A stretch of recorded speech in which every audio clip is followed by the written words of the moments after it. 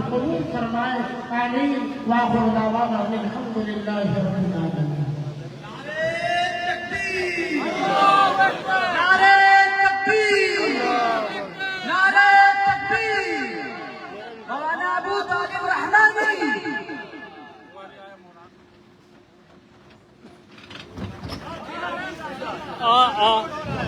زیادہ نہیں, ایک جگہ نہیں. اپنے مہمان کا اکرام نہیں ہے کہ آپ اپنی جگہ پہ تشریف رکھیں. جگہ پہ تشریف رکھیں. تشریف رکھیں. ہمارے صدر عالی وقار تشریف لا چکے ہیں. آپ لوگ سب اپنی جگہ بیٹھیے. آپ لوگ بھی کھڑے نہ رہیں. آپ لوگ سب بیٹھیے. آپ سب بیٹھیے. کوئی کھڑا نہ رہے.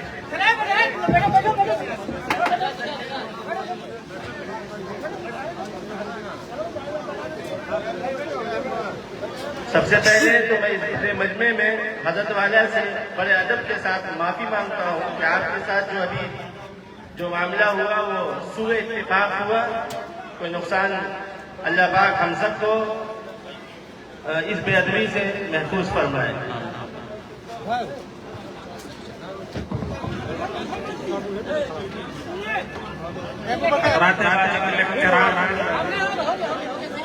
پروگرام الحمدللہ کامیابی کی طرف گامزن ہے.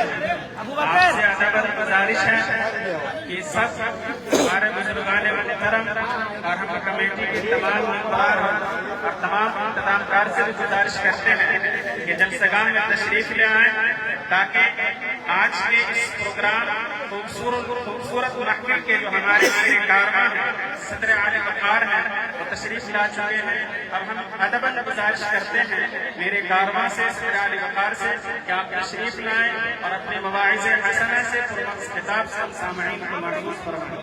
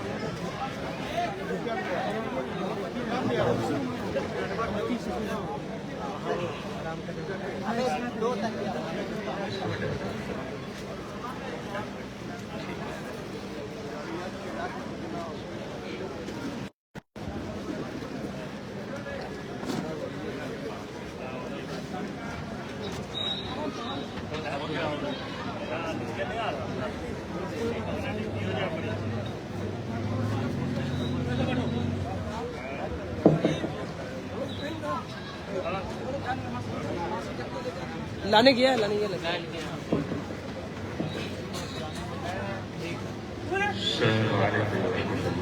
گیا ریاض. بسم اللہ الرحمن الرحیم. الحمد لله وكفى وسلام على عباده الذين اصطفى أما بعد.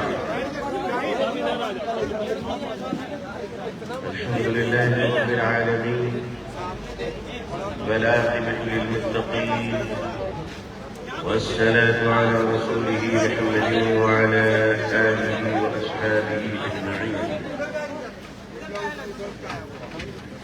رب اشرح لي صدري ويسر لي أمري واحلل عقدة من لساني يفقهوا قولي. رب يسر ولا تعسر وتمم بالخير. ربي زدني علما اللهم ربي زدني علما والحقني بالصالحين.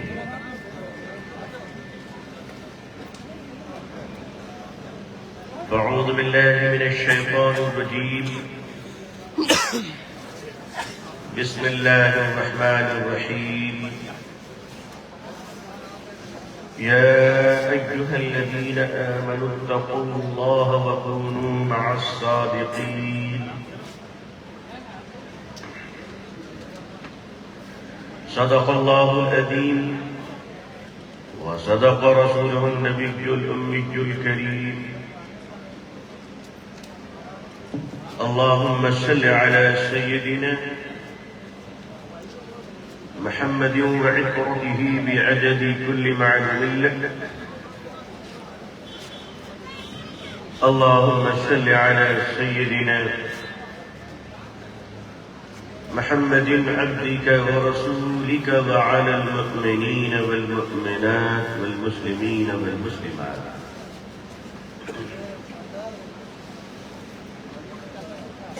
حضرات علماء کرام، بزرگان محترم، نوجوانان اسلام، عزیزان گرامی، پردہ نشین خواتین امت اسلامیہ، جنہیں جینا ہے وہ جینے کے حوصلے اور طریقے طے کر لیں.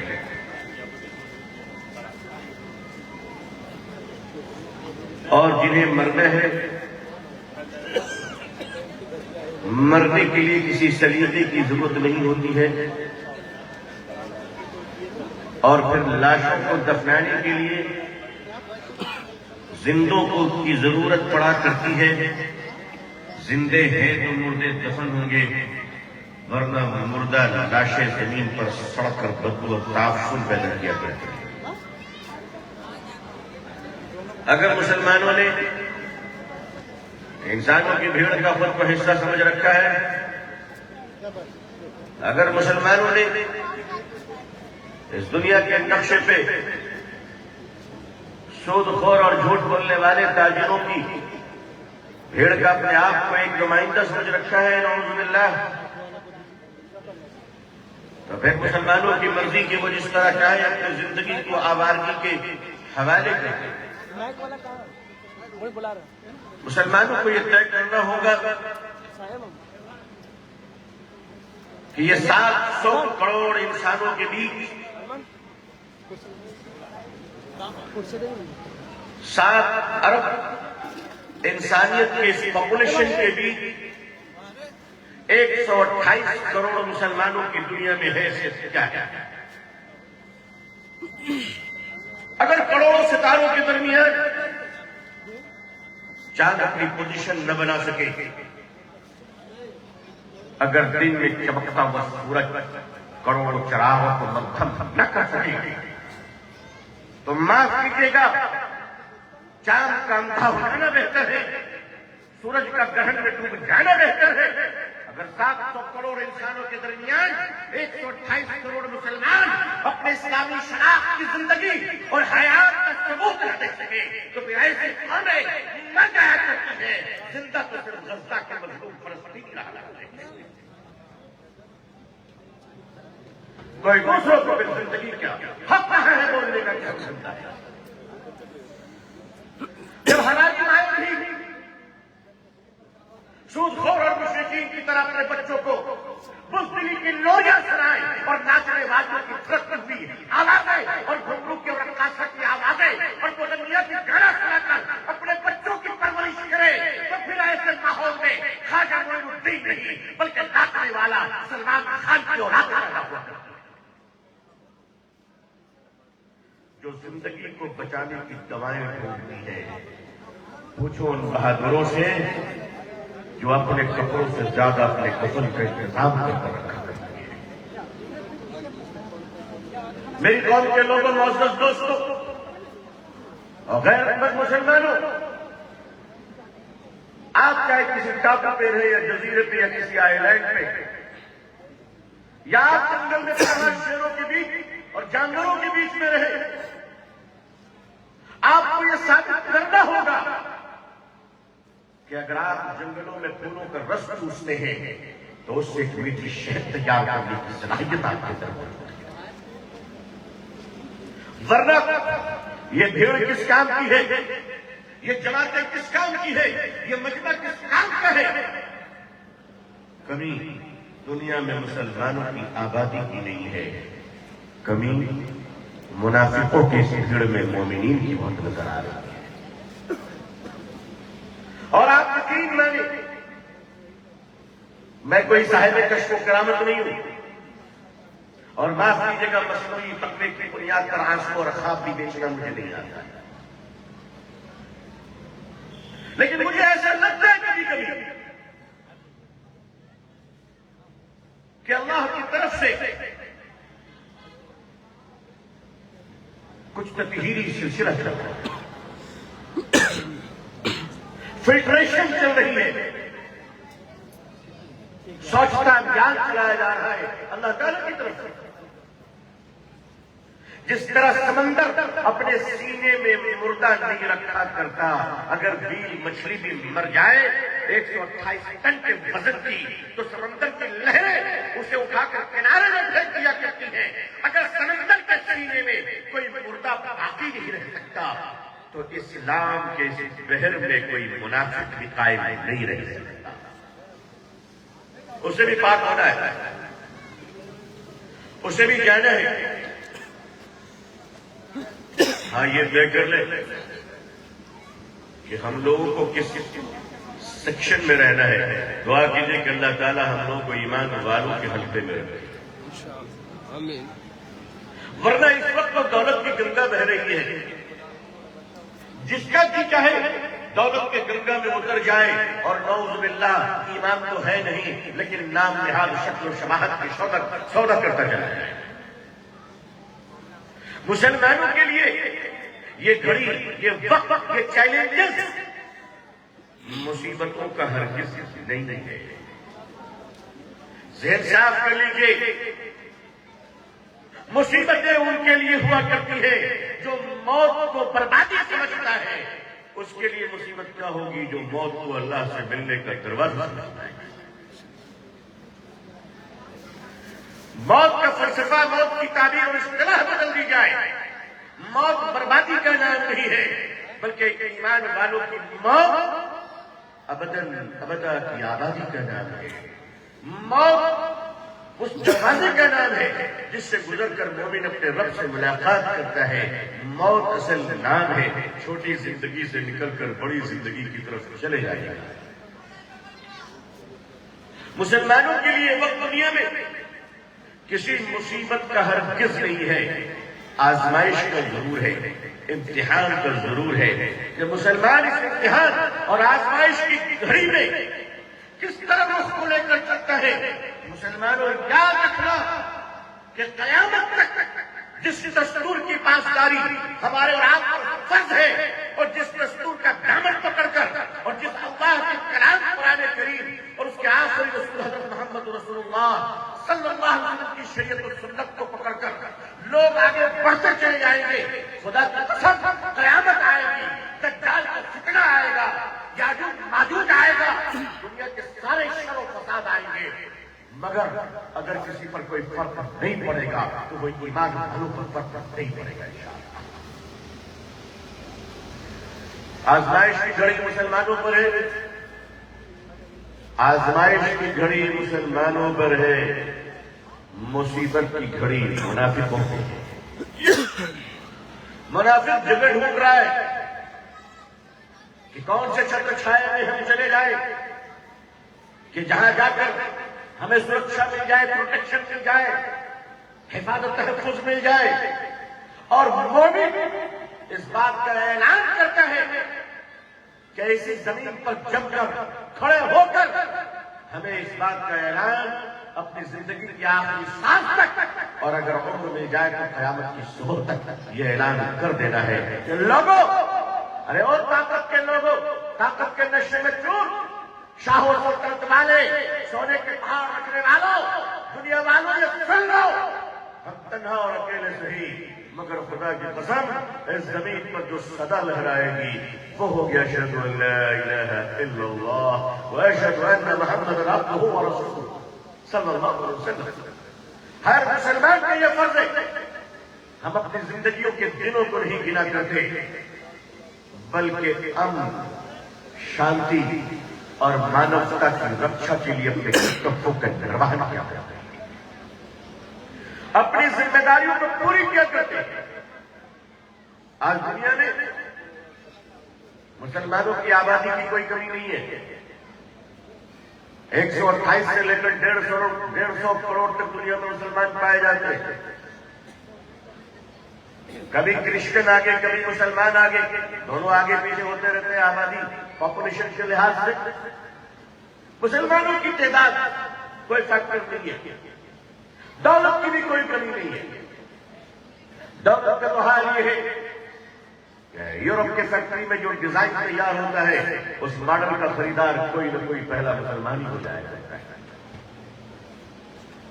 اس دنیا میں مسلمان کے پاس سونے کے جہاز ہے. اس دنیا میں مسلمانوں کے پاس پیٹرول کی بہتی ہوئی ندیاں ہیں. اس دنیا میں مسلمانوں کے پاس بڑے بڑے سونے کے پہاڑ. دولت کی بھی کوئی کمی نہیں. وہ تو ڈاکٹر راجندر سچر صاحب سیدھے سادے آدمی تھے بیچارے کہ انہوں نے لکھ دیا کہ مسلمان بہت غریب ہے, مسلمان بے حال ہے. اصل میں میری ایک ملاقات ہوئی تھی ڈاکٹر راجندر سچر صاحب سے دلی میں. اب تو وہ دنیا میں نہیں رہے, جہاں نہیں ہو گئے. تو میں نے ڈاکٹر سچر صاحب سے کہا تھا کہ سر آپ نے مسلمانوں کی یہ جو بدحالی لکھی ہے یہ سروے کہاں سے کیا آپ؟ انہوں نے کہا کہ میں نے دیکھا گلیوں میں کوچوں میں جھگی جھوپڑیوں میں جا کر مسلمانوں کا حال بڑا خراب ہے. میں نے کہا سر بالکل صحیح کام کیا. اگر آپ مسلمانوں کا سروے اس کی شادی خانے میں جا کے کرتے تو آپ لکھنے پر مجبور ہوتے کہ مسلمانوں کے پاس زیورات کی فیکٹری ہے. اگر مسلمانوں کا سروے آپ مشاعرے میں جا کر کرتے تو آپ لکھنے پر مجبور ہو جاتے کہ تالی بجا کر زندگی کا ثبوت دینے والی اسی بڑی قوم دنیا میں کوئی نہیں ہے.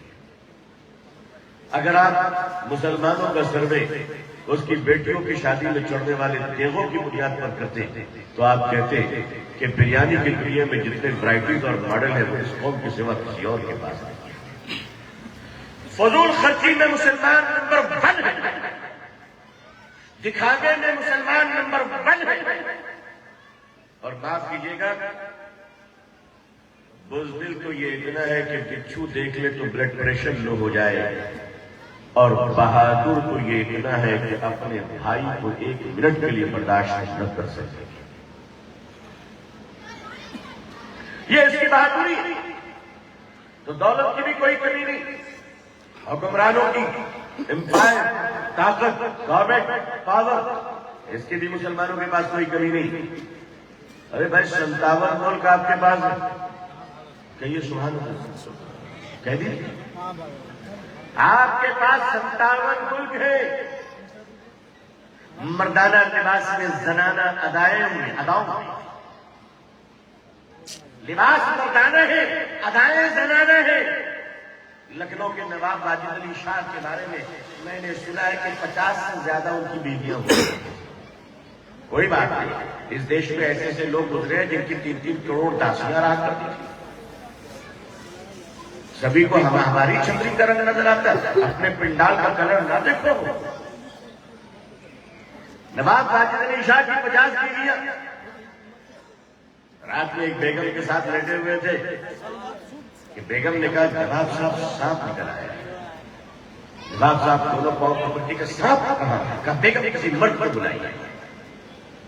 رات کے 2 بجے کون بدنصیب مرد ہوگا جو گھر کے باہر ٹہل رہا ہو؟ اور زمانے میں چائے کی دکان تھی نہیں. اگر چائے کباب پراٹھے کی دکان ہوتی تو پھر کیا کہنے. بیگم کے جھانکا کوئی مرد نظر نہیں آیا. اس عورت کو غیرت آئی, کہنے لگے نواب صاحب آپ بھی تو مرد ہیں. تو نواب صاحب نے کہا آپ نے تو صحیح فرمایا, میں تو بھول ہی گیا تھا. میں تو بھول ہی گیا تھا کہ میری مرد. اپنی نسلوں کو یاد دلائیے کہ تم ایمان والے ہو. بازاروں میں جب جھوٹ بولنے کا دل کرے یاد کر لینا کہ تم مسلمان ہو.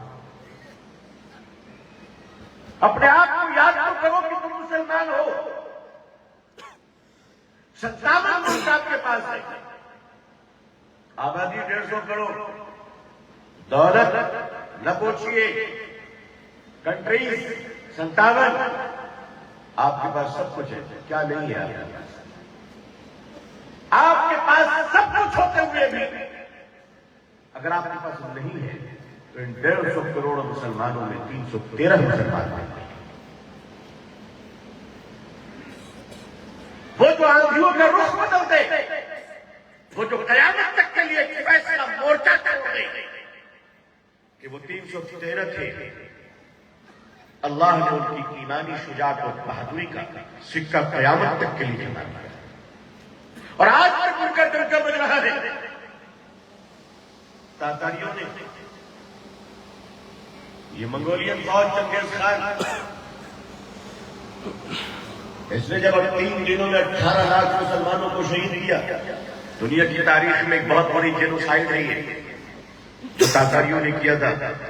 مولانا علی نے ندوی رحمۃ اللہ علیہ نے اپنی کتاب میں اس کی جو داستان لکھی ہے اس کو پڑھنے کے لیے جگر چاہیے. میری قوم کے نوجوانوں، اگر فیس بک کی چیٹنگ اور واٹس ایپ کی مشغولیات سے فرصت مل جائے تو اسلامی مورخین کی 2-4 کتابیں بھی پڑھ لیں. ایک زمانہ تھا کہ قاضی ابن رشد سے ایک پادری نے کہا کہ اے رشد، ہمارا علاقہ تمہارے علاقے سے زیادہ بہتر ہے. تو قاضی رشد نے اس کا جواب دیا تھا کہ تم صحیح کہہ رہے ہو. ہمارے علاقے میں یعنی مسلمانوں کے علاقے میں جب کوئی گویہ مرتا ہے تو اس کے ڈھول اور طبلے بکنے کے لیے تمہارے علاقے میں جاتے ہیں، اور جب تمہارے علاقے کا کوئی فلاسفر انٹلیکچوئل مرتا ہے تو اس کی لائبریری کی کتابیں بکنے کو مسلمانوں کے علاقے میں جاتا ہے. میرے بزرگوں، آج اگر مسلمانوں کو اپنے بچوں کو اچھے اسکول میں پڑھانا ہو تو یہ کرسچن کے محلے میں جاتے ہیں، اور رات کے 2 بجے اگر کباب پراٹھا کھانا ہو تو وہ مسلمانوں کے محلے میں آتے ہیں. یہ سسٹم ہم نے چینج کیا ہے. اپنا سسٹم، اپنی لاجک، اپنے سوسائٹی کے رخ کو ہم نے برباد کیا ہے. قصور حکومتوں کے نہیں ہوا کرتی، قصور اپنی جماعت میں ہوا کرتی ہے جو جس طرح سے چلتا ہے. اگر ووٹ لینے والوں کو معلوم ہو جائے کہ یہ قوم 10 گالی سننے سے جاتی ہے تو اسے کیا فرق پڑتا ہے، وہ 10 گالی دے کر تم سے ووٹ لے لے گی. اگر اسے معلوم ہو جائے کہ تم ووٹ تب دو گے جب آنکھوں میں سرما لگا کر آئیں گے تو ہر امیدوار اور کینڈیڈیٹ اور پرارتھی آنکھوں میں سرما لگا کر آئے گا تم سے ووٹ مانگنے.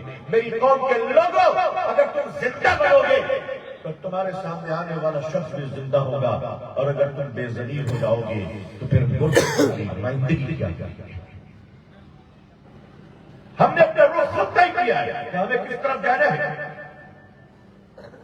بغداد کی سڑکیں جب سنی پڑ گئی تاتاریوں کے ظلم و جبر و تشدد سے، جب 18 لاکھ مسلمانوں کا قتل عام کیا گیا 3 دنوں کے اندر، 6 لاکھ یومیہ، ایوری ڈے 6 لاکھ، 18 لاکھ مسلمانوں کو جب شہید کر دیا گیا، وہ بھی آپ سوچیے کہ میزائل اور توپ کا زمانہ نہیں تھا. تلواروں سے، لاٹھی سے، ڈنڈوں سے بغداد کی سڑکوں میں سناٹا چھا گیا. مولانا علی نے ندوی رحمۃ اللہ علیہ لکھتے ہیں کہ مسلمان اتنا بزدل ہو گیا،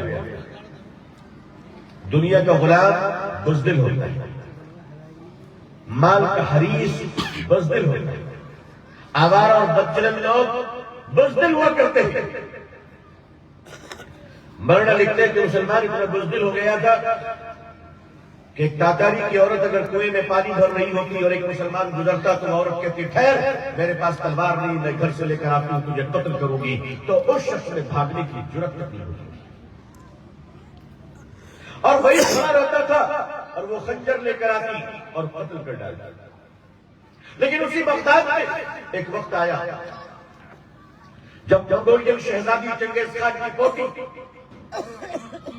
بڑے شان ناز و نخرے سے اپنے گھوڑے پر سوار ہو کر اپنے پیدل سپاہیوں کے ساتھ شہر کا معائنہ کر رہی تھی، تو اچانک نگاہ پڑتی ہے اس کی کہ ایک دبلے پتلے کمزور سے بزرگ آدمی، سفید داڑھی، بالکل کمزور، ایک ٹوٹے ہوئے چھت کے نیچے کھڑے ہو کر چند مسلمانوں کو کچھ نصیحت فرما رہے ہیں.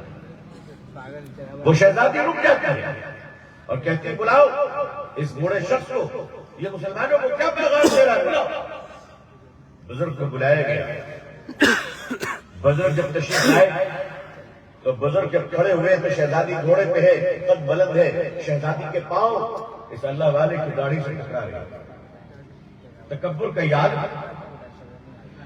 وہ لڑکی کہتی ہے تم مسلمان ہو؟ حضرت فرماتے الحمدللہ میں مسلمان ہوں۔ اس مکالمے کو ذرا سنیے، اس گفتگو کو ذرا توجہ فرمائیے، تم مسلمان ہو؟ حضرت فرماتے جی الحمدللہ میں مسلمان ہوں۔ آگے شہزادی کہتی ہے تمہیں اللہ کی ذات پر یقین ہے؟ حضرت فرمایا بالکل مجھے اللہ کی ذات پر یقین ہے۔ کہا پھر یہ بھی مانتے ہو کہ اللہ جس کے ساتھ ہے وہ کامیاب، اللہ جس کے ساتھ نہیں ہے وہ ناکام؟ بزرگ نے فرمایا کہ اس پر ایمان ہے ہمارا، اللہ جس کے ساتھ ہے وہ کامیاب، اللہ جس کے ساتھ نہیں ہے وہ ناکام۔ تو وہ شہزادی کہتی ہے کہ پھر اس بات کا اقرار کر لو کہ خدا بھی ہمارے ساتھ ہے، تمہارے ساتھ ہے۔ اتنا کہنا تھا کیونکہ غیرت ایمانی سے وہ کانپنے لگے، آنکھوں سے آنسو آنے لگا اور تڑپ کر کہنے لگے نہیں بیٹا یہ نہیں مانتا، آج بھی خدا ہمارے ہی ساتھ ہے، آج بھی خدا ہمارے ہی ساتھ ہے۔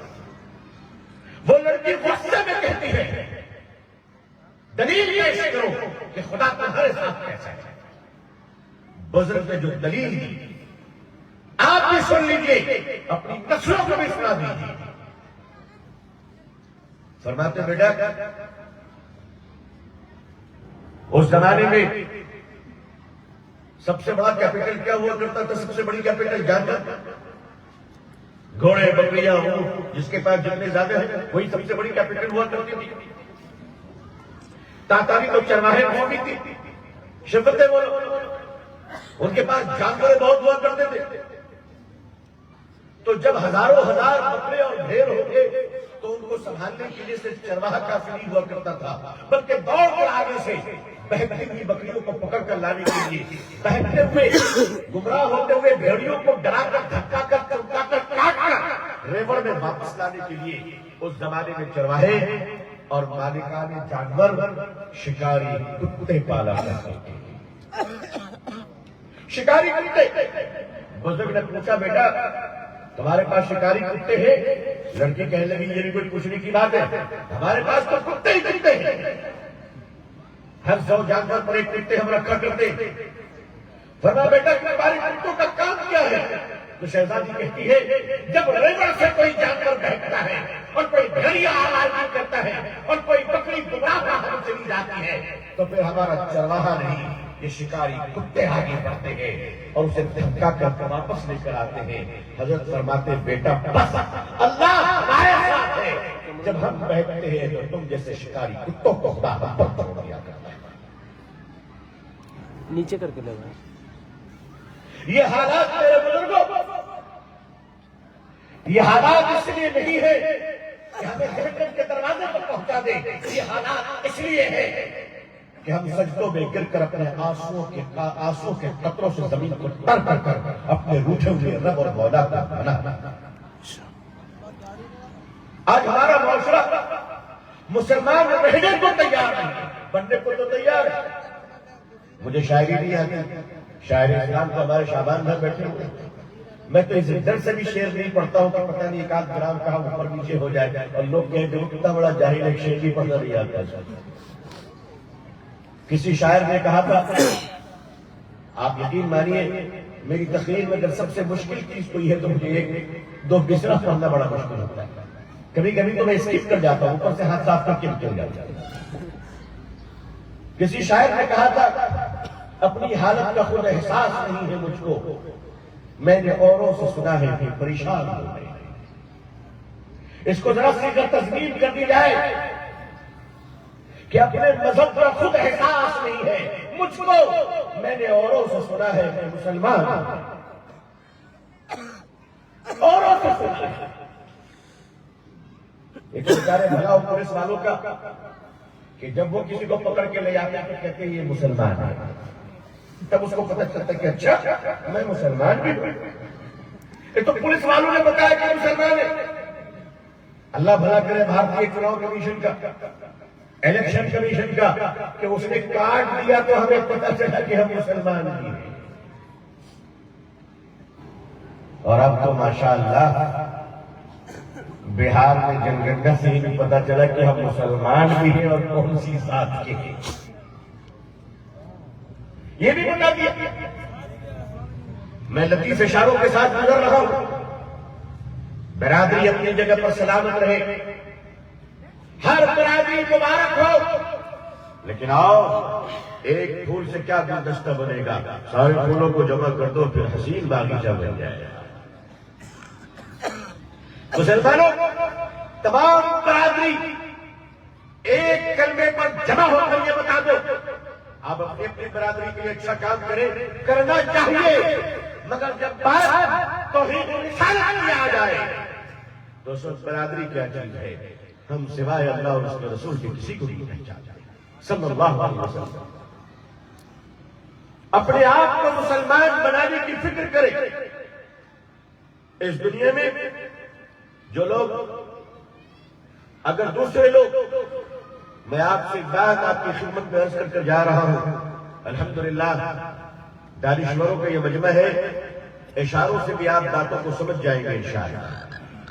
دنیا کی دوسری تمام قومیں سود خوری کے ساتھ ترقی کر سکتی ہیں، دنیا کی تمام قومیں شراب بیچ کر، شراب پی کر، شراب بنا کر ترقی کر سکتی ہیں، بے ایمانی کے ساتھ ترقی کر سکتی ہیں، غداری اور ظلم کے ساتھ نعوذ باللہ بظاہر ان کی ترقی نظر آ سکتی ہے، لیکن یاد رکھیے گا ایک مسلمان گناہوں کے ساتھ کبھی پنپ نہیں سکتا۔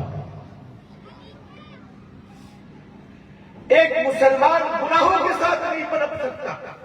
اگر آپ سمجھ رہے ہیں کہ آپ کے بغل والا کاروباری بیوپاری یہ سود پہ سود دے رہا ہے اور پراپرٹی پہ پراپرٹی بنا رہا ہے، ایک ہی خدا کے دو بندے ہیں، ایک مسلمان بھی نعوذ باللہ اگر سود کی راہوں پہ چلے گا تو وہ شخص جو دوسرے فرقے کا ہے، وہ شخص دوسرے مذہب کا ہے، دوسرے دھرم کا ہے، جس نے شرک کو برداشت کر لی نعوذ باللہ، اگر وہ سود خوری کر کر ترقی کر سکتا ہے، لیکن ایک مسلمان اگر سود کی راہوں پہ چلے گا، بے ایمانی کی راہوں پر چلے گا، گناہوں کی راہوں پر چلے گا، ظلم کی راہوں پر چلے گا، اتیاچار کی راہوں پر چلے گا تو وہ نصف و نابود کر دیا جائے گا۔ مسلمان کے لیے برداشت نہیں ہے کہ گناہوں کی راہوں پہ چلے، بلکہ مسلمان اس دنیا میں آیا ہی اسی کے لیے ہے کہ گناہوں کی راہوں کو مٹاتا رہے اور نیکیوں کی راہیں کھولتا رہے۔ اگر آپ یہ سمجھتے ہیں یہ ذات سے غلبہ ہے تو میں آپ کی خدمت میں یہ بات عرض کر دوں کہ جس طرح فلسطین کی ماؤں کی گود سے پیدا ہونے والا ہر بچہ اپنے آپ کو مسجد اقصی کا محافظ سمجھتا ہے، اسی طرح دنیا کے ہر ماں کی گود میں پیدا ہونے والا ہر مسلمان کا بچہ دین اسلام کا نمائندہ اور مبلغ ہے۔ عالم ہونا اونچے درجے کی بات ہے، لیکن دین کا مبلغ ہر مسلمان ہے، ہر مسلمان دین کا مبلغ ہے، چاہے وہ لڑکا ہو یا لڑکی، لیکن اگر وہ اپنے کام کو نہیں کرے گا تو ایک بات ذہن میں رکھیے گا کہ سائنس ہمیں یہ بتاتی ہے کہ اندھیرا یہ کوئی شے نہیں ہے، جو ڈارکنیس ہے، جو اندھیرا ہے ہمارے سامنے، یہ اصل میں کسی چیز کا نام نہیں، اندھیرے کا کوئی وجود نہیں ہے، اندھیرے کی کوئی فزیکل اس کا کوئی نام، اندھیرا ڈارکنیس یہ کوئی شے نہیں ہے، پھر اندھیرا کس چیز کا نام ہے؟ تو سائنس دان ہمیں یہ بتاتے ہیں کہ روشنی کی غیر موجودگی کا نام اندھیرا ہے، لائٹ کی ایبسنس یہ ڈارکنیس کہلاتا ہے۔ روشنی اسی لیے آپ نے کبھی یہ نہیں سنا ہوگا کہ اندھیرا چلا گیا تو روشنی آئی، کبھی سنا آپ نے؟ لیکن آپ بچپن سے یہ سنتے آ رہے ہیں کہ روشنی آئی تو اندھیرا چھٹ گیا۔ قرآن کریم نے کہا ہے جاء الحق وزهق الباطل ان الباطل كان زهوقا، حق آیا تو باطل گیا۔ توجہ فرمائی، حق آیا تو باطل گیا، اور قرآن کہتا ہے کہ باطل تو ہوتا ہی ہے جانے کے لیے، باطل رکنے کے لیے نہیں ہے۔ ظلم باطل ہے، گناہ باطل ہے، شرک باطل ہے، اتیاچار باطل ہے، انسانیت کے ساتھ غداری کرنا باطل ہے۔ جب وہ تشدد باطل اندھیرا ہے. اندھیرے کے آنے سے روشنی کبھی فنا نہیں ہوتی، مگر روشنی کے آنے سے اندھیرا ضرور بھر جاتا ہے. تو اندھیرے کا کوئی وجود نہیں، اصل وجود روشنی کی ہے. تو روشنی کا جو وجود ہے، تو جتنا آپ چراغ جلائیں گے اندھیرا اتنا چلا جائے گا. روشنی بڑھے گی اندھیرا چھٹتا چلا جائے گا. اس دنیا میں ظالم اسی وقت تک طاقتور ہے، ظالم اسی وقت تک طاقتور ہے جب تک کہ شریف لوگ بزدل اور خاموش ہیں. ظالم کی اپنی کوئی طاقت نہیں ہوتی، ظالم کا اپنا کوئی وجود نہیں ہوتا. ظالم اسی وقت تک طاقتور ہے جب تک کہ شریف خاموش ہے. اور یاد رکھیے گا، گناہ اسی وقت تک سر چڑھ کر بول سکتا ہے جب تک دنیا خاموش رہ کر اپنے سر کو باہر رکھتا ہے. اس دنیا میں مسلمان روشنی کی طرح ہے، مسلمان نیکیوں کا مبلغ ہے، مسلمان داعی ہے. اگر مسلمان اپنا جو اس کا اپنا کام ہے حق کی طرف لوگوں کو بلانے کا، اگر مسلمان اپنا یہ کام نہیں کرے گا تو اس کا ایک ریئیکشن ہو سکتا ہے، رد عمل. وہ یہ دو ہی کام ہوں گے اس دنیا میں، یا تو مسلمان حق کی طرف دنیا کو بلائے گا، نہیں تو ورنہ اگر مسلمان یہ کام نہیں کیا، اگر بازاروں میں تجارت میں سے سچائی کو نہیں لایا، تو یاد رکھیے گا کہ اگر آپ اپنا کام نہیں کریں گے کہ سچائی کی طرف لوگوں کو بلانے کا کام اگر آپ نہیں کریں گے تو جھوٹ پھر آپ کو اپنے آپ میں لپیٹ لے گا. یا تو آپ بلائیں گے یا آپ چلے جائیں گے. یہ دونوں میں سے کوئی ایک کام ہو سکتا ہے، تیسرا بھی اس میں کوئی کام نہیں. یا تو مسلمان ایمان والا رہے گا یا پھر نعوذ باللہ غیروں کے ہاتھوں کا کھلونا بن جائے گا. آپ تاجر ہیں، اگر آپ اپنی تجارت میں صداقت کو نہیں لائیں گے، سچائی کو نہیں لائیں گے، تو وہ وقت آئے گا جب تجارت میں جھوٹ آپ کے سر پر چڑھ کر کرتا ہے. جو پوری دنیا میں اسلام پھیلا ہے، اس کے پھیلنے کے جو بہت سارے ذرائع رہے ہیں، اس میں ایک بہت بڑا ذریعہ اسلامی تاجر ہے، وہ دیندار تاجر ہے. میں چائنا گیا تو گنزاؤ نے مجھے بعد کے علماء نے بتایا کہ آئیے آپ کو صحابی رسول صلی اللہ علیہ وسلم کی قبر پہ لے جا رہا ہوں. حضرت سعد بن وقاص رضی اللہ تعالیٰ عنہ کی قبر چائنا کے گنزاؤ میں. آپ کے ساتھ کئی 100 صحابہ کی جماعت، وہاں پر ان کی قبریں موجود ہیں. آپ سوچئے کہاں مدینہ منورہ اور کہاں چائنا. وہ تجارت کرتے ہوئے وہاں پہنچے اور پہنچ کر انہوں نے دین کے پھیلانے کا کام کیا. الحمدللہ ان کی تجارت بھی چلی اور ان کے ذریعے سے دین اللہ کے رسول صلی اللہ علیہ وسلم کا یہ دین اسلام وہاں تک پھیلا. ہندوستان میں سب سے پہلے اسلام کہاں آیا، اس پر تو مورخین کے اختلاف ہوتے ہیں. میں اس پر بحث نہیں کرتا، اس پر مختلف رائے ہیں. کوئی کہتے ہیں کیرلا کے کاسرگوڑ میں پہلے آیا، کوئی کہتے ہیں کہ منجیشور میں آیا، کوئی کہتے ہیں تمل ناڈو میں چنئی سے قریب ایک علاقہ ہے وہاں سب سے پہلے آیا. لیکن مورخین کو جس بات پر زیادہ اتفاق ہے وہ یہ ہے کہ گجرات کے بڑودرا سے قریب مندرا کوٹ پہ سب سے پہلے اسلام کا لشکر اور تاجر جماعت وہاں. لیکن ایسا نہیں کہ میں اس پر دعویٰ کر رہا ہوں، اس پر اختلاف ہو سکتا ہے. یہ تاریخی چیز ہے.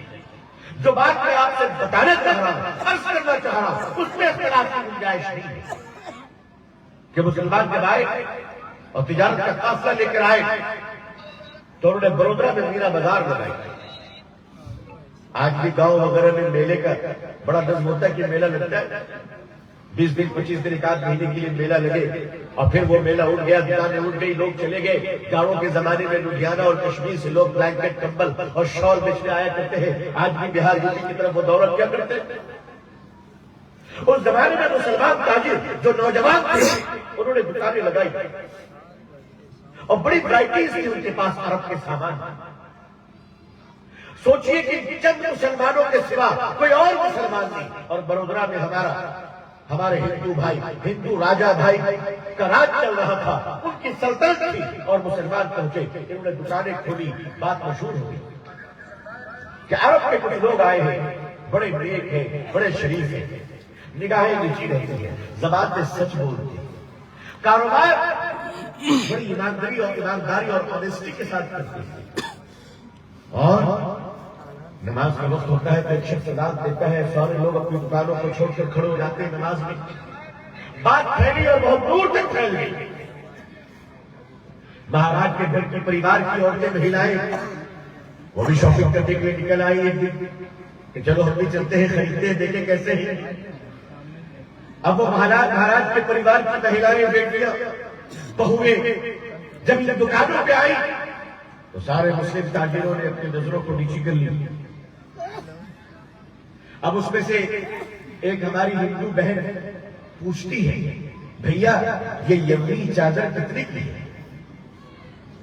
تو مسلمان تاجر اپنی نظر کو نیچے رکھ کر کہتا ہے کہ بہن اس چادر کی قیمت کتنی ہے؟ پھر ایک دوسری بہن پوچھتی کہ بھیا یہ سامان کے نیکلیس، یہ سونے کے زیور، یہ کتنے کے ہیں؟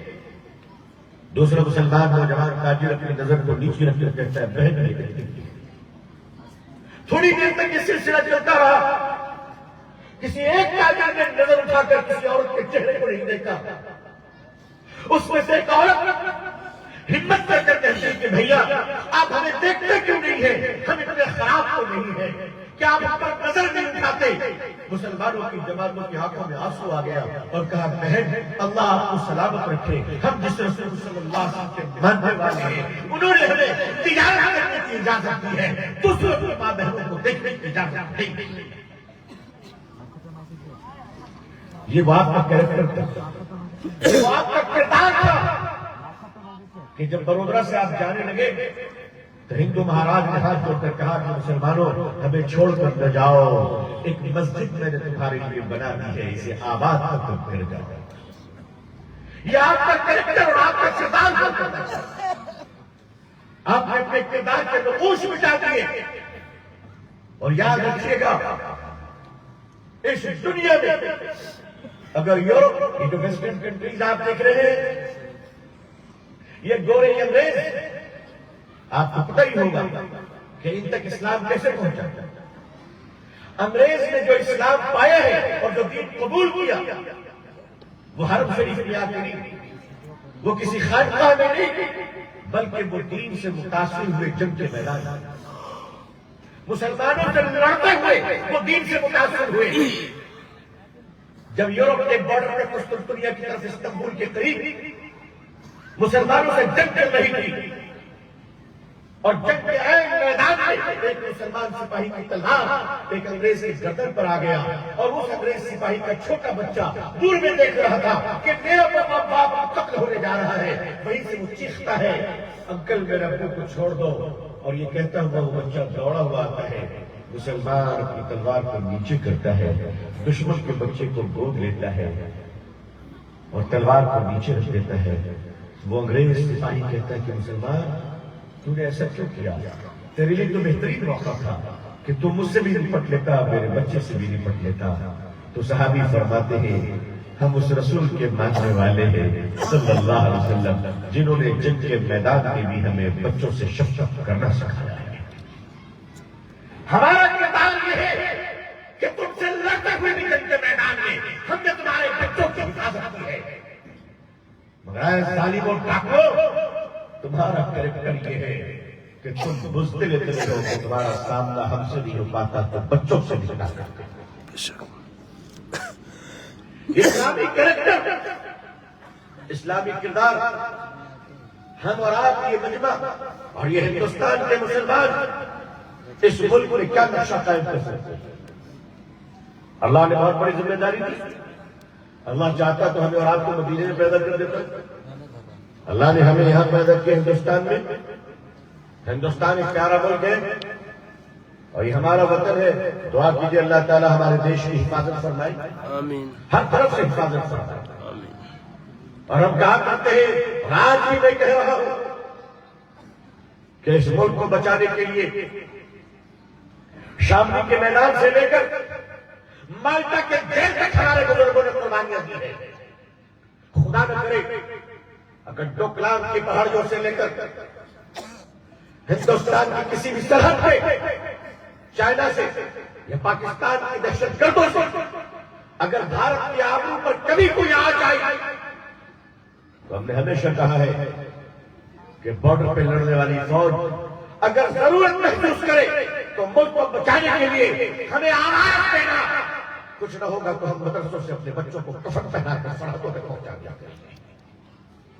یہ جرأت کردار ہم نے کل بھی کی اور آج بھی ہے، لیکن میں آپ کی خدمت میں جو بات عرض کرنا چاہتا ہوں وہ یہ کہ اس ملک میں 75 سال ہو گئے اس آزادی کو۔ اس 75 سالوں میں ہم نے اس ملک میں اپنے کردار کا کوئی نقشہ تیار نہیں کیا گیا۔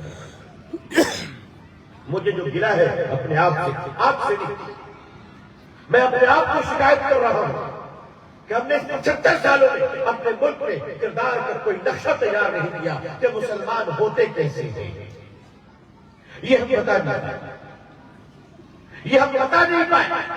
کل قیامت کے دن اگر اللہ کے سامنے ہمارا کوئی غیر مسلم دوست کھڑا ہو گیا اور وہ کہہ دیا کہ اللہ یہ مسلمان ہے اور اس کے سامنے ہم 3 کروڑ خدا تک پہنچ گئے مگر یہ میرا دوست تھا، اس نے مجھے ایک خدا کا تعارف دیا ہے، ایک خدا کا تعارف دیا ہے۔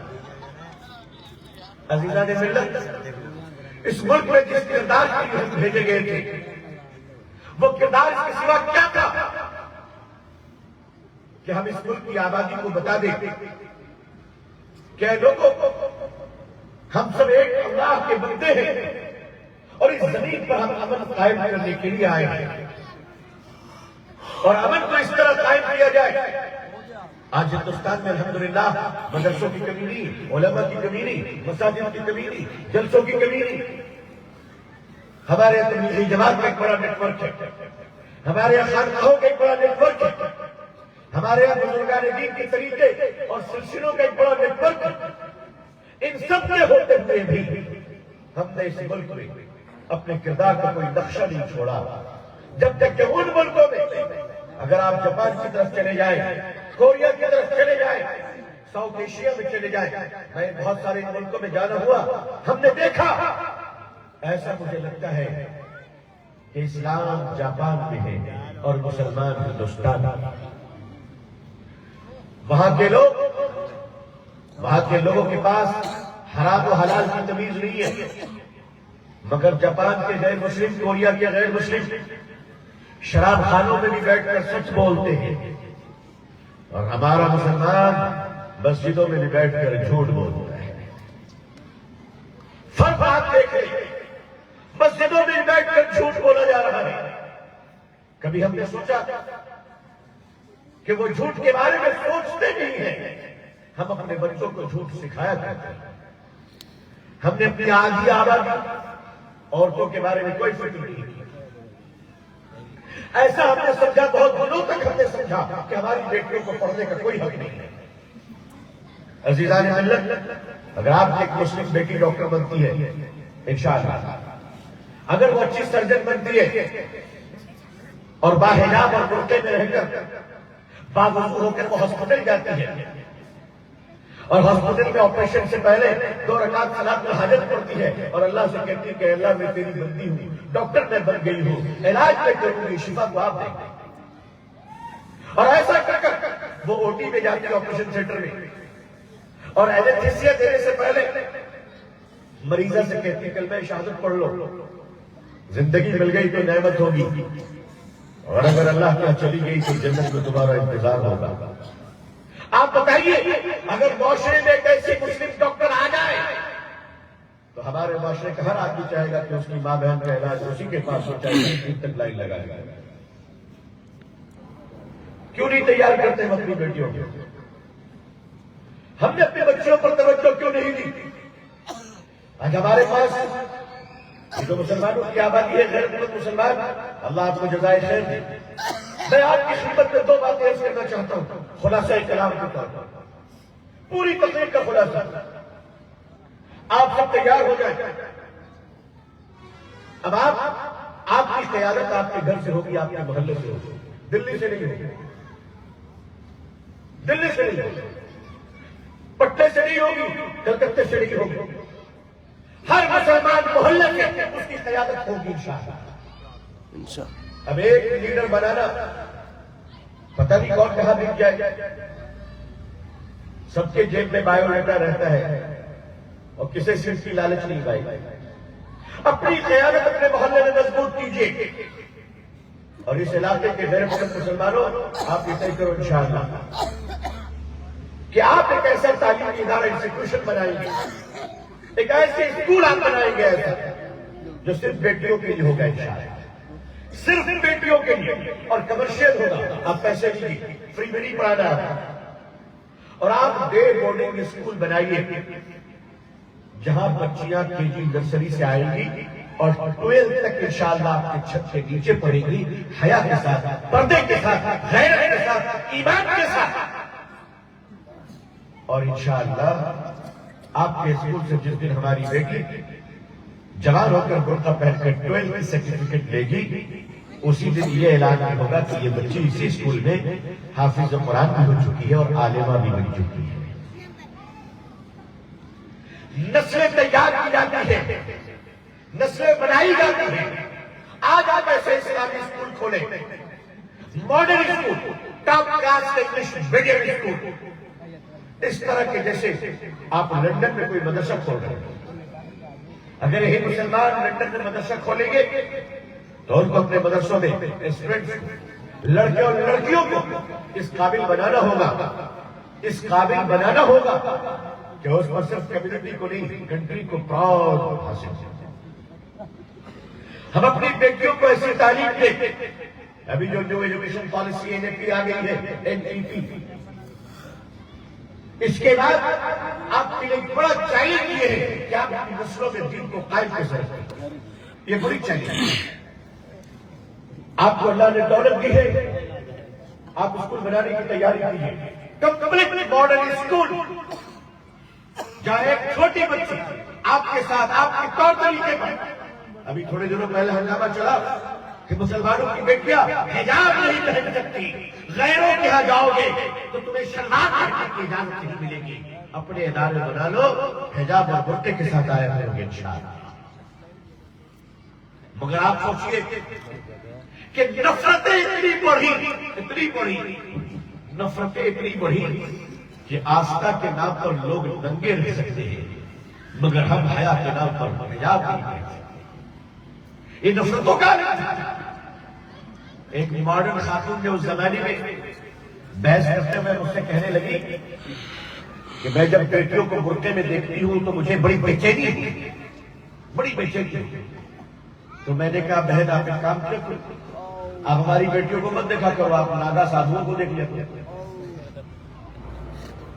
وہ بیچارہ ایک چھوٹا سا بھی کپڑا نہیں رکھتا، تو شاید آپ کو سکون ملے۔ ارے جیسی آتما ہے ویسی شانتی ہے، جدھر کا مال ادھر ہی جائے گا۔ آپ کے اپنے تعلیمی ادارے یہ آپ بیٹھ کر مشاورت کریں۔ میں حضرات علماء کرام سے درخواست کروں گا کہ مدرسے اپنی جگہ سلامت رہے انشاءاللہ، مگر آپ تعلیمی اور ماڈرن ایجوکیشن کی ضرورت پہلے بھی تھی، مگر جب جگہ تب سویرا، جب جگہ تب سویرا۔ ایک کام تو یہ کریں انشاءاللہ، دوسرا کام یہ کریں کہ اپنے سماج کو، اپنے معاشرے کو بھکاری مکت بنائیں انشاءاللہ، بھکاری مکت۔ اس سے میری مراد کیا ہے میں اس کو کلیئر کر دوں، اپنے ویژن اور اپنی پالیسی کو، اپنے تھاؤٹ۔ بہت کلیئر کنسپٹ ہے ہمارا، بہت کلیئر کنسپٹ ہے۔ مسلمان بھکاری نہیں ہو سکتا۔ آج ہم سکھ بھائیوں کے بارے میں کہتے ہیں کہ دیکھو سکھ بھائیوں کے ہاں ایک آدمی سائیکل چلا کے مزدوری کر لے گا، ان کی بھیک نہیں مانگا۔ ہندوستان میں ہر چوتھا مسلمان یا تو غریب ہے یا بھکاری ہے۔ یہ بڑے فکر کی بات ہے۔ یہ آپ کی چنتائیں سرکار نہیں کرے گی، آپ کی ہر چوتھا مسلمان یا تو بھکاری ہے یا غریب ہے، اور بھیک مانگنے کا سمبول ایسا ہو گیا کہ اگر کوئی غریب ہندو بھائی کی بھیک مانگتا ہے تو وہ بھی ٹوپی اور ہرا رومال ہو جاتا ہے، کیونکہ وہ جانتا ہے کہ اس ڈریس کوڈ میں بھیک مل جائے گا۔ ہمارے یہاں جتنی مسجدیں بنتی ہیں، جہاں جہاں مزار شریف ہے، وہاں آپ کو اچھے لوگوں کی بھیڑ ملے نہ ملے، لیکن باہر میں بھکاریوں کی بھیڑ ضرور مل جائے گی۔ اسلام میں زکات کا نظام اسی لیے ہے کہ مسلمانوں میں غریبی نہ ہو، بالکل غریب مفت مسلمان۔ 75 سالوں سے ہم زکات دے رہے ہیں، زکات لے رہے ہیں، ہماری زکات جا کہاں رہی ہے اللہ ہی بہتر جانے۔ مدینہ منورہ میں جب زکات فرض ہوئی تو صرف 8 مہینے، 8 مہینے کا مطلب یہ ہے کہ ایک زکات دینے کے بعد دوسری زکات آنے تک 11.5 مہینے کا وقفہ ہوتا ہے۔ ہوتا ہے کہ نہیں ہوتا ہے؟ ایک ساتھ 11.5 مہینے آپ سمجھ لیں کہ چاند کی تاریخوں کی بنیاد پر چلے۔ مدینہ منورہ میں جب زکات فرض ہوئی تو 8 مہینے کے اندر مدینہ منورہ کے اور آس پاس کے مسلمانوں کی غریبی ختم ہو چکی۔ الحمدللہ 75 سالوں سے ہم زکات بانٹ رہے ہیں، غریب اور بھکاریوں کی تعداد بڑھتی چلی جا رہی ہے۔ تقریباً شہر کی مسجدوں میں آپ نے بھی دیکھا ہوگا، میں بھی دیکھتا رہتا ہوں، مسجدوں میں نماز پڑھ لیجیے، ایک غریب کھڑا ہوتا ہے۔ ہمارے سماج کا اصلی چہرہ یہ ہے، ایک غریب کھڑا ہوتا ہے اور کہتا ہے بھائی میں بہار کے فلانے علاقے سے آیا ہوں، یو پی کے فلانے علاقے سے آیا ہوں، یا ہندوستان کے کسی جگہ سے آیا ہوں، میری بیٹی جوان ہے، میں بوڑھا ہوں، غریب ہوں، مجھے اپنی بیٹی کی شادی کرنی ہے، آپ لوگ میری کچھ مدد کریں۔ ٹھیک ہے مسلمانوں، جس سماج کا ایک بوڑھا باپ اپنی بیٹی کی شادی کرنے کے لیے اگر بھیک مانگتا ہو تو مسلمان مالداروں کو ڈوب مرنا چاہیے، ڈوب مرنا چاہیے۔ ہمیں کوئی حق نہیں کہ ہم گاڑیوں پہ چڑھیں، ہمیں کوئی حق نہیں کہ ہم قیمتی گھڑیاں پہنیں، ہمیں کوئی حق نہیں کہ ہم یہ کہیں کہ ہم سماج کے عزت دار لوگ ہیں۔ اس سماج کا لیڈر کبھی عزت دار نہیں ہو سکتا جس سماج کا آدمی بھیک مانگتا ہے۔ جس قوم کے لوگ بھکاری ہو اس کا قائد عزت دار ہو سکتا ہے۔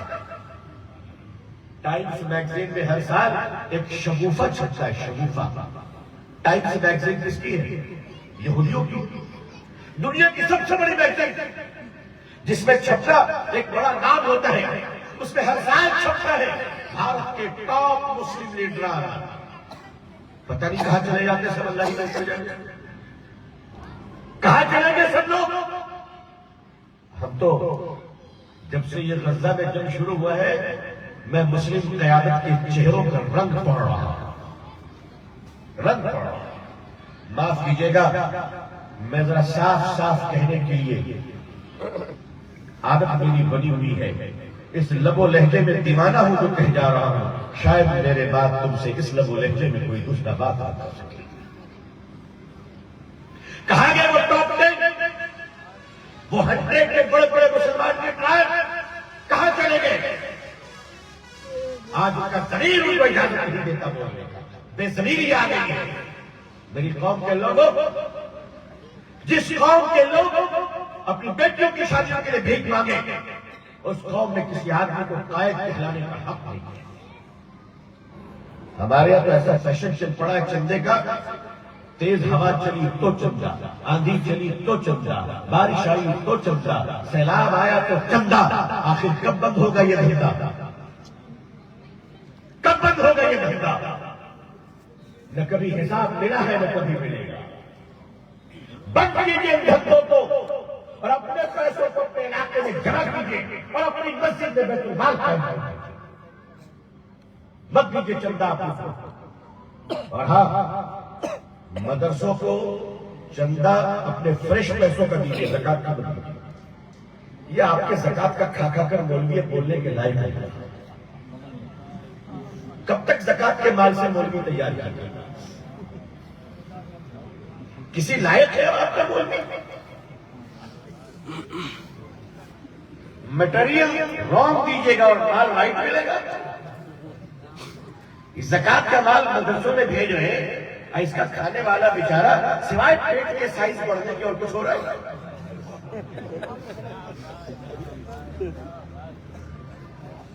میں بعض لوگوں سے گلے ملنے جاتا ہوں تو معاف کیجیے گا، میں چھوٹا آدمی ہوں، مزار شریف سے آگے بڑھ ہی نہیں پڑتا، گلے تک تو پہنچ نہیں پاتا، درمیان میں اتنی بڑی قبر شریف ہے۔ مدرسوں کو زکات کے مدرسوں میں محمد رسول اللہ صلی اللہ علیہ وسلم کا نائب تیار ہوتا ہے، اور مدرسے کا بیچارہ چندہ لینے والا کلکتے میں نے ایک سفیر کو روک دیا، بھائی ہمارے بہار کا کھڑا ہوا کا بھائیوں، ہمارے مدرسے میں غریب، نادار، مفلس، معذور، یتیم بچے پڑھتے ہیں۔ میں نے کہا یہ بھی اعلان کر دو، T B patient, cancer patient, کھانسی پیشنٹ سب ہمارے یہاں پڑھتے ہیں۔ کیوں بھائی کیوں؟ دنیا کی سارے خرابی ہمارے مدرسوں میں نہیں، آپ بتائیے۔ ہمارا مدرسہ رکشے والے کے بچے کو بھی عالم بناتا ہے تو چودھری کے بچے کو بھی عالم بناتا ہے۔ حق بولنے والا کہاں تیار ہوگا؟ جب مال آپ فریش ہوگے تو حق بولنے والا تیار ہوگا۔ زکات کا مال کھا کر کوئی کتنا بولے گا بھائی؟ کتنا بولے گا؟ اس لیے زکات کے پیسے نہیں، یہ تو 97% آپ کے پاس بچا ہوا ہے، ارے بھائی زکات کتنی نکالتے ہیں؟ 2.5%۔ مدرسے کو چندہ اس کی 2.5% سے، غریب لڑکی کی شادی اس کی 2.5% سے، آندھی طوفان میں مدد اسی 2.5% سے، بیمار کے علاج کے لیے پیسہ اسی 2.5% سے، اور کوئی دروازے پر پہنچ گیا مانگنے والا تو اس کو بھی اسی 2.5% سے۔ تو یہ 27.5% کا کوٹھی میں باندھ کے قبر میں لے جانے کے لیے رکھتے ہو، یہ 27.5% کب کمائے گا؟ یہ 27.5% میں طے کیجیے کہ 2.5% زکات نکالنے کے بعد جو پیسے بچے ہیں اس میں 10% نکالنا ہے انشاءاللہ۔ کتنا نکالنا ہے؟ 10%، صرف 10%۔ فریش۔ اب آپ مدرسوں کی مدد کیجیے، جہاں آپ 100 روپے دیتے تھے وہاں 1000 روپے دینے کا دل کرے گا، اور جب آپ 1000 روپے صحیح فریش مال دیجیے گا انشاءاللہ تو پہلی بار جو بیچارہ چندہ لینے آیا تھا، حاجی صاحب کیسے ہے، کدھر ہے، کیسے ہیں آپ، ٹھیک ہے، آپ کے بغیر تو مدرسہ نہیں چلے گا۔ جب آپ تازہ اور فریش مال دیجیے گا تو اگلے سال وہ آئے گا، السلام علیکم، خیریت سے ہے، ڈٹ کے بولے گا ہاں چندہ دینا ہے، کہ حالات اچھے نہیں، مت دیجیے چندہ، آپ کی دکان سے نہیں اللہ کے خزانے سے چلتا ہے۔ یہ بولنے کی صلاحیت پیدا ہے، بولنے کی قوت پیدا ہوگا، حق بات۔ میں ایک عالم دین کو جانتا ہوں ہندوستان میں، بڑا زبردست کام کیا انہوں نے ماشاءاللہ، بڑا الحمدللہ۔ اس ملک میں ایسے ایسے لوگ ابھی بھی زندہ ہیں کہ اگر وہ ایک بار سامنے لا دیے جائے تو ان کے روشن چہرے سے زمانے کا اندھیرا ہوتا ہے۔ چندہ لینے کے لیے گئے، نوجوان نے کہا کہ لکھیے، باپ نہیں تھے جو چندہ حاجی صاحب دیا کرتے تھے، وہ نہیں تھے، بیٹا تھے۔ اب چندے رمضان کے مہینے میں چندے کی لائن رہتی ہے، ایک تو رمضان میں چندہ دینے کا سسٹم ہی غلط ہے، ہزاروں ہزار سفیروں کی نماز ختم، روزہ ختم، تراویح تو بیچارے کو نصیب ہی نہیں ہے۔ یہ سب ذمہ دار ہماری قوم کے مالدار ہیں، سب ذمہ دار۔ آپ رمضان کے مہینے میں چندہ دیتے اپنے 70 گنا کے لیے، اور اس بیچارے کا تو آپ نے بیڑا غرق کر دیا۔ بعض لوگ تو ایسے کہ روزہ بھی نہیں رکھتے، وہ پہنچے بیچارے چندہ لینے کے لیے، اب بھیڑ لمبی تھی، نوجوان چندہ لکھا رہا تھا، اب یہ پوچھنے کی فرصت نہیں کہ حاجی صاحب کا ہے، لیکن یہ باوقار عالم تھے، آگے بڑھے، چندہ لکھوانا شروع کیا۔ انہوں نے پوچھ لیا، بابو والد صاحب کا ہے حاجی صاحب؟ تو اس لڑکے نے کہا کہ ابا کا انتقال ہو گیا۔ انہوں نے پڑھا اللہ فرمائے، بڑے بڑے کام تھے۔ پھر لڑکے نے کہا کہ حضرت لکھیے، جتنا ابا دیتے تھے اس سے زیادہ دوں۔ عالم دین نے کہا کہ نہیں ٹھہرو، اسے عالم کہتے ہیں۔ سنیے عالم کسے کہتے ہیں؟ تلوے چاٹنے والوں کو عالم نہیں کہتے، اور اب تو تلوہ بھی ذرا سوچ سمجھ کے چاٹا کرو بھائی، کیونکہ تلوے میں بھی زہر لگے رہتے ہیں۔ عالم اسے کہتے ہیں۔ فرمایا رکیے، آپ جو چندہ دے رہے ہیں یہ آپ کے والد کا مال ہے؟ کہاں؟ کہ آپ کے اور بھائی بہن ہیں؟ کہ جی۔ کہ وراثت تقسیم ہو گئی؟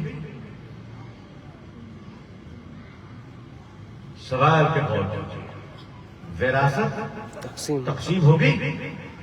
بیٹے نے کہا نہیں وراثت تقسیم نہیں ہوگی، امی زندہ ہے. کہا امی زندہ رہے مگر وراثت کا تقسیم کا حکم محمد رسول اللہ صلی اللہ علیہ وسلم کا ہے. یہ مال آپ کا نہیں ہے، یہ مال وارثوں کا ہے. میں اس مال سے چندہ نہیں لے سکتا کیونکہ یہ وارثوں کا حق ہے. رسید واپس کی تھیلے میں رکھے اور فرمایا جب تک وارثوں میں وراثت تقسیم نہ ہو جائے اس پیسے کا چندہ لینا حرام ہے. یہ ہو جائے. میری قوم کے بزرگوں، علماء کرام سے گزارش کروں گا، علاقے میں تحریک چلائیے کہ اپنی جائیداد میں بیٹیوں کا حصہ دو. مسلمان اپنی بیٹیوں کا حصہ دیں. جبکہ اگر باپ مر گیا ہو اور باپ کو جو کفن دی گئی ہو اس کفن کا جو ٹکڑا بچ گیا ہو اس ٹکڑے میں بھی اس بیٹی کا حصہ ہے.